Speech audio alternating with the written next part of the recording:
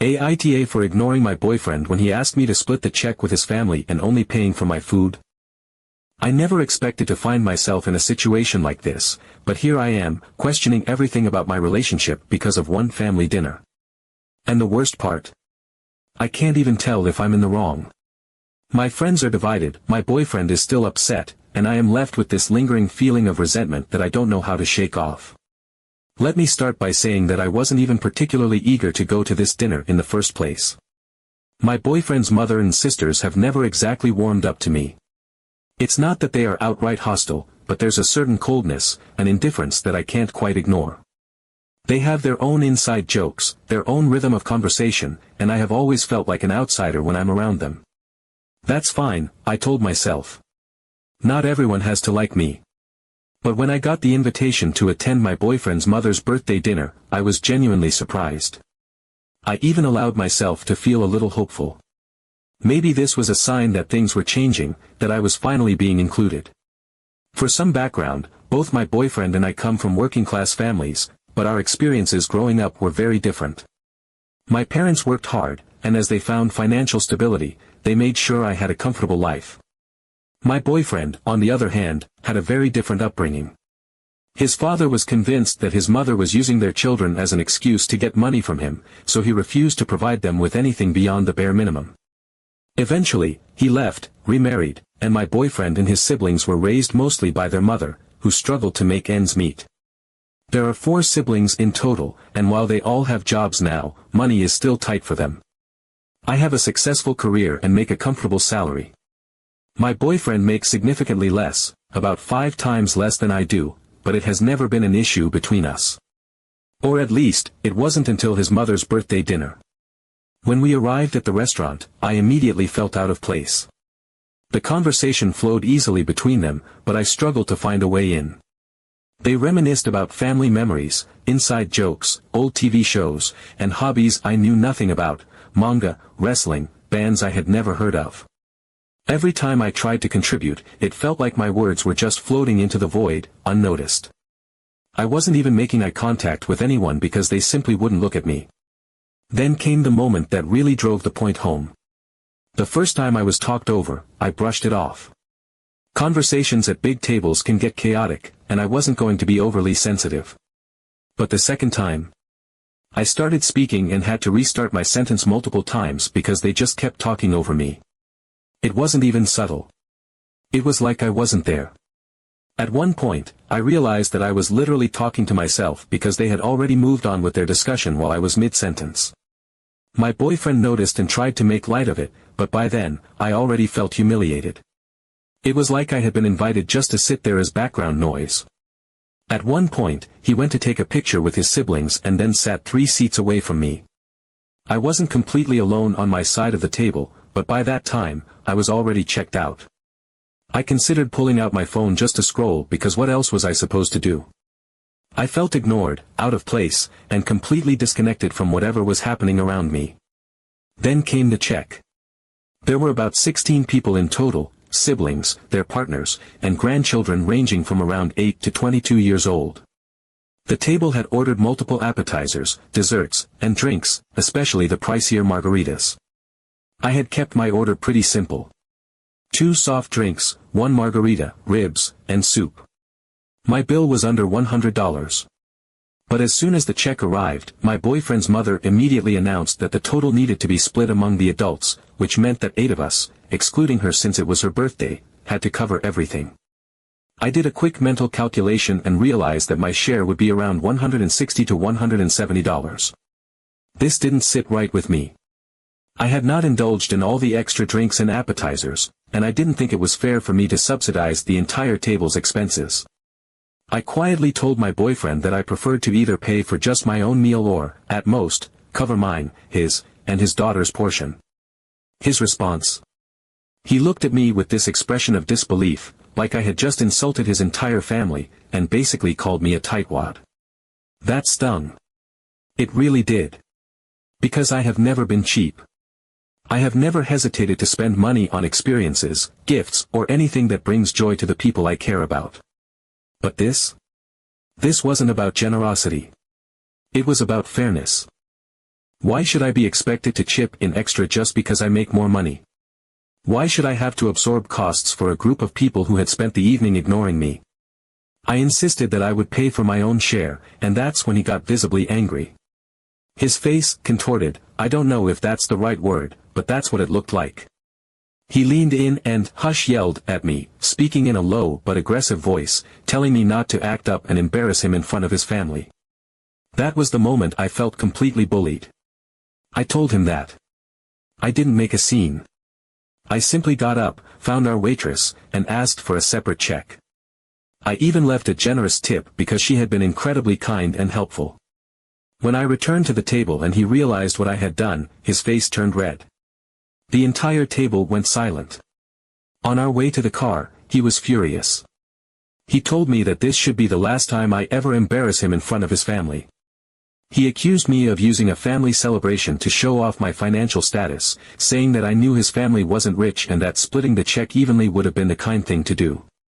Every time we have discussed it since, he keeps bringing up how they are struggling financially and how they made sacrifices just to be there. I haven't replied to his messages since that night. He has apologized, but I am struggling to believe that he won't do this again. The last time we spoke, I told him I wouldn't be attending any more of his family functions. I just don't see the point in putting myself in situations where I feel unwelcomed and undervalued. My friends are divided. Most of them support me, but some say I am throwing away a good relationship over money. But I don't see it that way. Why should I be expected to cover for others just because I am financially independent? Why does my success suddenly mean I have to burn my own wallet to save theirs? And the most painful question of all, why did he, the man who has always been kind and supportive, suddenly turn against me over this? I feel lost. Did I truly put him on the spot?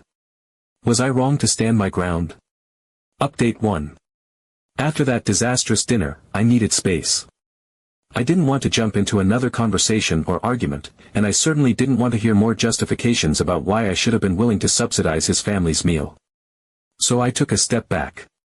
I didn't block my boyfriend or cut him off completely, but I let the conversations fizzle into a dry, unremarkable silence. I wondered if he even understood why that situation had affected me so deeply. It wasn't about the money. It was about the entitlement, the way I had been made to feel like an outsider, and the fact that, when I had stood my ground, the person who should have had my back had instead turned on me. He had called me embarrassing. He had accused me of flaunting my financial position. Not once did he acknowledge that maybe, just maybe, it wasn't fair to expect me to pay more just because I earned more. Weeks passed. I didn't reach out, and neither did he, at least, not in any way that mattered. His texts were routine, impersonal, a vague attempt to pretend things were fine without actually addressing the root of the problem. I wasn't going to be the one to force the conversation. If he wanted to fix things, he needed to come to me with more than just half-hearted apologies. Then, out of nowhere, he messaged me in an uncharacteristically cheerful tone. His sister was hosting a family dinner, and they wanted me to come. I stared at my phone for a long time, trying to process what I was reading. It made no sense. His family had never taken the initiative to include me before, and after what had happened at his mother's birthday, I was almost certain they wouldn't even want to see me again. But he insisted. He said that things had changed, that they wanted to improve their relationship with me, that it was really important for them to have me there. I hesitated. Every rational part of me said that this was a bad idea. But there was another part of me, the part that still wanted to believe in the best of people, that thought maybe this was a real gesture of reconciliation.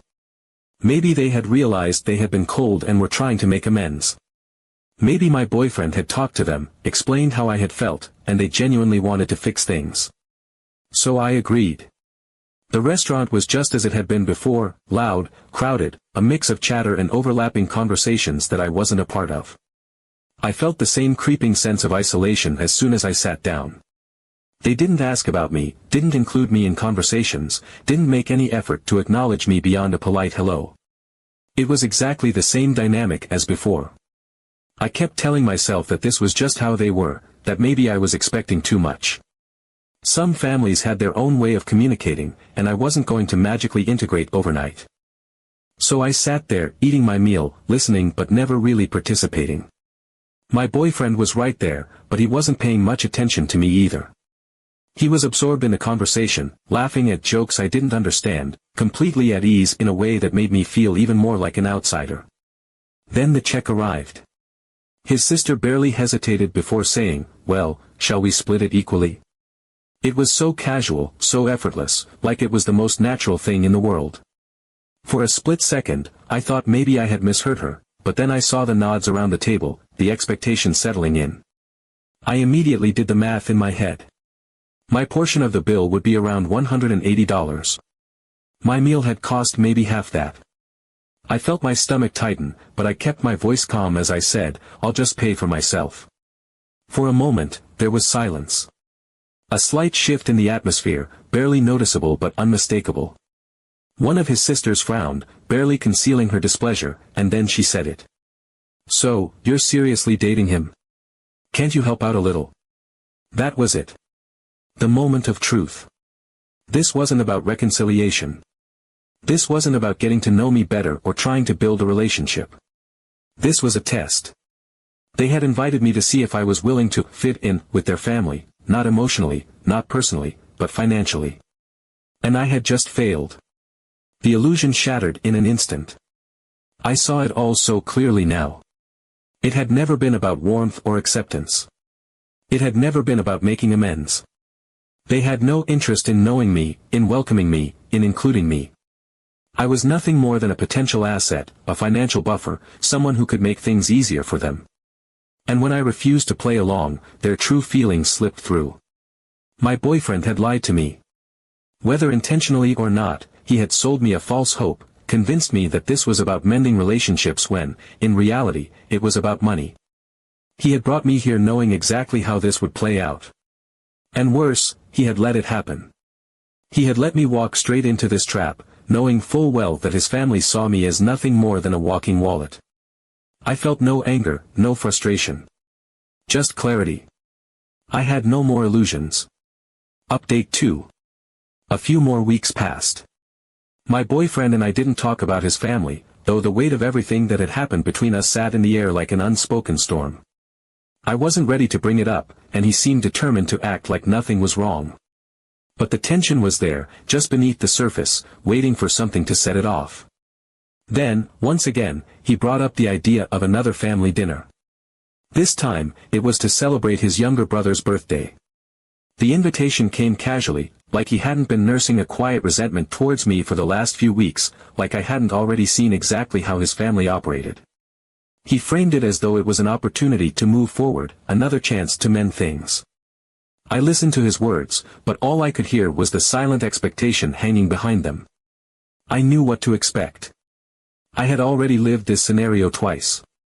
I knew how it would go, the conversations that would carry on without me, the inside jokes that would act as a wall keeping me out, the subtle dismissals, the moments of forced politeness that barely masked the fact that I was unwelcome. But I was curious to see if anything had changed. Had they learned anything from last time? Did they even care to? So I went. The restaurant was different, but the feeling was the same. The moment we sat down, I could feel it happening all over again. The way they talked amongst themselves, effortlessly weaving through topics that I had no connection to. The way they made no attempt to include me, to ask me about my life, my work, my interests, anything that might have signaled that they saw me as more than just my paycheck. I watched the way my boyfriend laughed along with them, at ease in a way he never was with me anymore.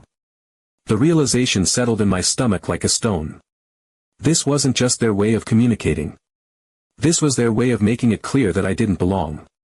But this time, they went further. Before anyone even ordered, his sister turned to me, her tone light, her words effortless, like she was asking about the weather. "Maybe you want to order a cake for everyone?" I stopped. The question felt off. Too direct, too casual, as if it had been rehearsed in her head before she even said it. Why me? She just shrugged, a simple movement, like it should have been obvious. "Well, you're the most successful of us, it's just a small gesture." That was when I understood. This wasn't just an expectation anymore. This wasn't just a situation where I was supposed to split the bill, to contribute equally despite consuming less. This had become a habit. A pattern. They had started to see me as a financial resource, not a person. A walking, talking ATM. They weren't even pretending anymore. They were actively shaping a role for me in their family dynamic, the person who was supposed to pay for everything. I felt the stares of the table. The unspoken pressure. I had been tested once, and I had failed. This was a second chance to prove myself, to show that I could contribute in the way they expected.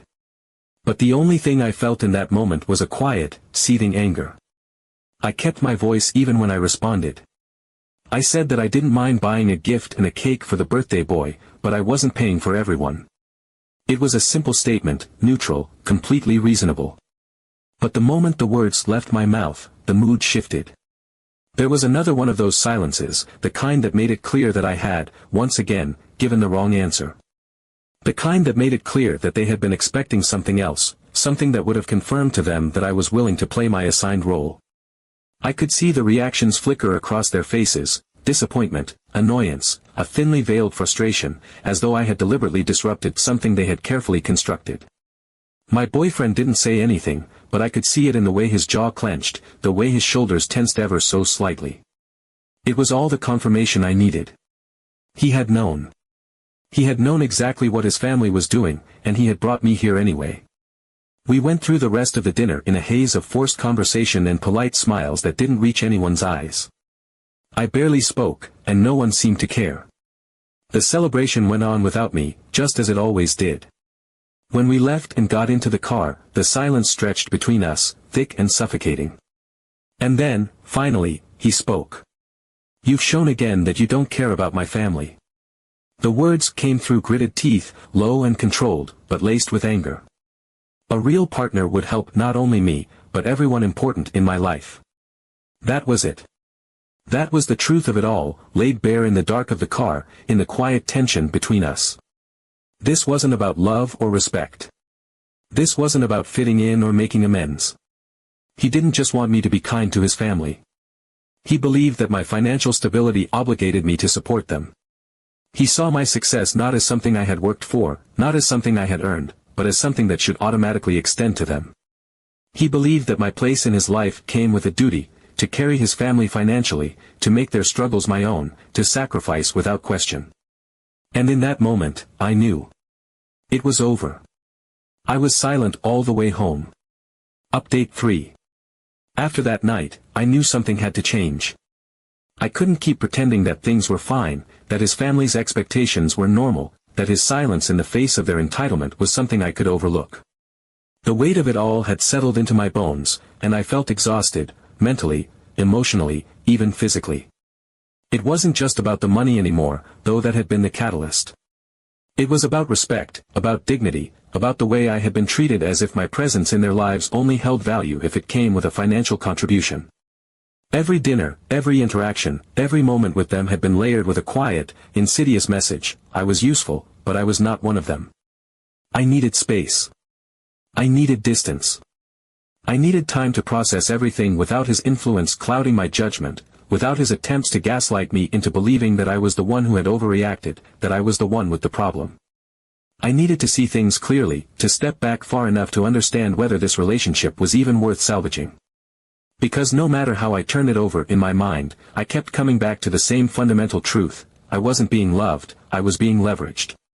So I took a step back. I didn't officially end things right away, but I made it clear that I needed a break. I stopped initiating conversations.